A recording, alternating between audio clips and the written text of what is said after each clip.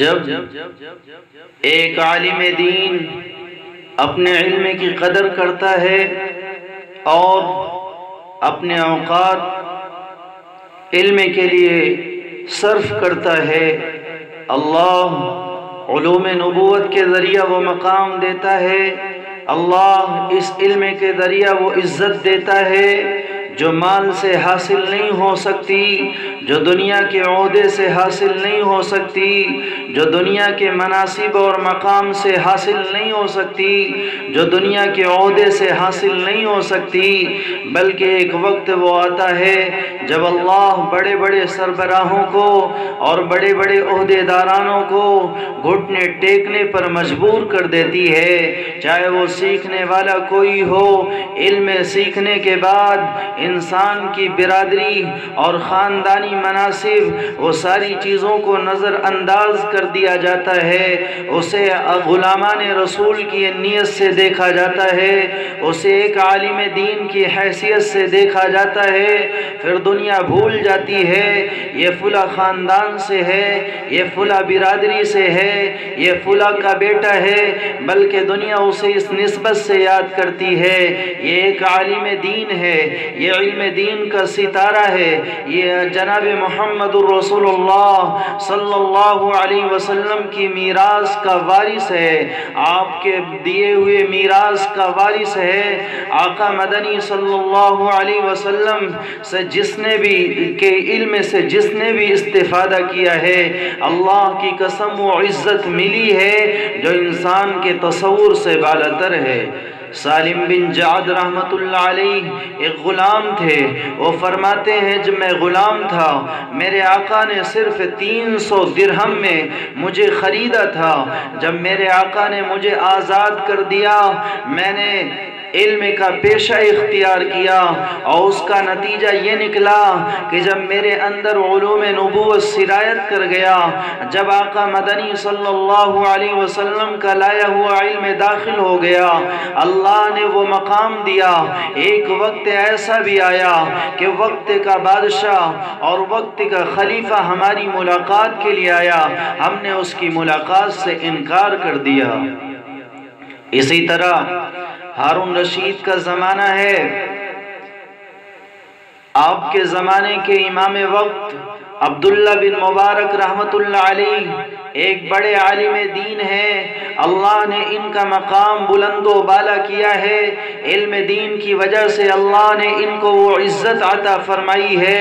جو بادشاہوں کو بھی کم نصیب ہوتی ہے، جو امیروں کو نصیب نہیں ہو سکتی، جو رئیسوں کو نصیب نہیں ہو سکتی۔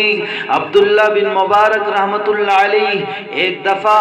مقام رقہ تشریف لے جاتے ہیں، وہاں خبر پھیلتی ہے کہ امام وقت عبداللہ بن مبارک رحمۃ اللہ علیہ تشریف لائے ہوئے ہیں اور ان کا بیان ہوگا، ان کی وعظ و نصیحت ہوگی۔ لوگوں کا ایک جمع غفیر اپنے گھروں سے نکلتا ہے اور بڑی تیز رفتاری کے ساتھ آپ کا بیان سننے کے لیے لوگ چلتے ہیں۔ اللہ کی قسم پورے شہر میں ایک شور برپا ہوتا ہے، عبداللہ بن مبارک رحمۃ اللہ علیہ وعظ و نصیحت فرما رہے ہوتے ہیں کہ اچانک آپ کی چھینک آتی ہے، جب چھینک پر آپ نے الحمدللہ کہا تو پورا مجمع جو ہزاروں کی تعداد میں تھا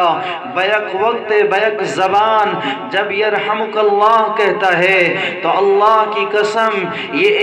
ایک ہی ساتھ میں اس مجمع کا جواب دینا پورے علاقے میں شور برپا کر دیتا ہے۔ ہارون رشید اسے خطے میں کہیں موجود ہوتا ہے، اپنے لاؤ لشکر کے ساتھ اس کی خادمہ بھی موجود ہوتی ہے، وہ اپنے بالا خانے سے جھانک کر دیکھتی ہے اور لوگوں کا مجمع گھسٹتا ہوا اور کھنچتا ہوا عبداللہ بن مبارک رحمۃ اللہ علیہ کی طرف پہنچ جاتا ہے۔ اور خادمہ نے بالا خانے سے پوچھا یہ شور کیسا تھا اور تم لوگ کہاں بھاگے چلے جا رہے ہو؟ اس خادمہ کو لوگوں نے جواب دیا وقت کے امام اور عبداللہ بن مبارک رحمۃ اللہ علیہ تشریف لائے ہیں، ہم لوگ ان کا کا واعظ سننے کے لیے جا رہے ہیں، اور پوچھا یہ شور کیسا تھا؟ کہا عبداللہ بن مبارک رحمت اللہ علیہ کو چھینک آئی، اور چھینک کے جواب میں جب لوگوں نے یرحمک اللہ کہا یہ پورا علاقہ گونج اٹھا۔ وہ خادمہ کہتی ہے ہارون رشید تیری بادشاہی پر اس کی بادشاہی غالب آ گئی۔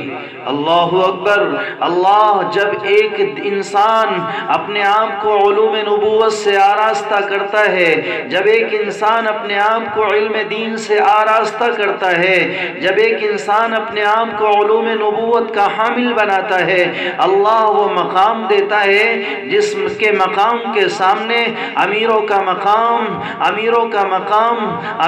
مقام دب جاتا ہے، جس کے مقام کے سامنے امیروں کا مقام، رئیسوں کا مقام، عہدے دارانوں کا مقام، دنیا دارانوں کا مقام فیکا اور ہلکا پڑ جاتا ہے۔ اس لیے میرے بھائیوں، اللہ کے نبی علیہ الصلوۃ والسلام نے ارشاد فرمایا من یرید اللہ بہ خیرا یفقہہ فی الدین، جس آدمی کے ساتھ اللہ بھلائی کا ارادہ رکھتا ہے، اللہ بھلائی کا ارادہ کرتا ہے، اسے علم دین سے آراستہ فرماتا ہے، اسے قرآن کی دولت سے مالا مال کرتا ہے، اسے مسائل کا علم عطا فرماتا ہے، اسے قرآن کا علم عطا فرماتا ہے، اسے احادیث کا علم عطا فرماتا ہے، اسے احادیث کی دولت سے مالا مال کرتا ہے۔ اس لیے میرے بھائیوں، حضرت عمر رضی اللہ تعالیٰ عنہ نے فرمایا علم سیکھو اس سے پہلے کہ تمہیں سردار بنا دیا جائے۔ یہ علم ہمیں سرداری اور یہ علم ہمیں وہ مقام دلائے گا